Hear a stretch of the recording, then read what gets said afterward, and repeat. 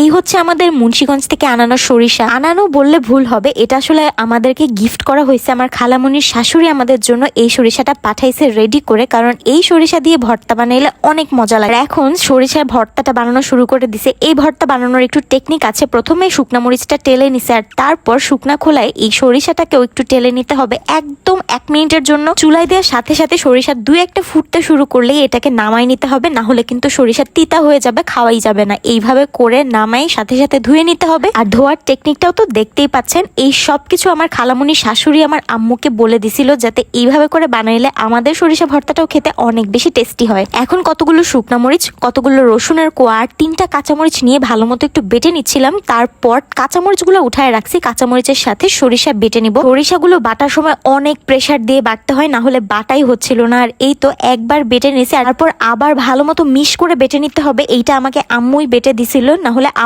আমাকে দিয়ে তো ভালো মতো বাটা হচ্ছিলই না। আর এবার সবার শেষে কতগুলো কাঁচা পেঁয়াজ নিয়ে নিছি। এই কাঁচা পেঁয়াজটাকে একদম মিহি করে আমি বেটে নিছিলাম। আম্মু যদিও বলছিল একটু আধা ভাঙা করে বাটতে, তারপর আমি পুরাটাই মিশ করে ফেলছি। আর এবার খুব ভালো মতো মিক্স করে নিচ্ছি। এইভাবে করে সরিষা ভর্তা একবার বানায় দেখবেন। হয়তো আমরা যেই সরিষা দিয়ে ভর্তাটা বানাইছি ওইটাই বেশি মজা ছিল, যার জন্য আজকে আমাদের বানানো সরিষা ভর্তাটা এত বেশি মজা হয়েছিল। একদম ঝাঝালো ভর্তা যাকে বলে, শীতের দিনে একদম শরীর গরম করে দেওয়ার মতো ভর্তাটা হয়েছিল। এইভাবে করে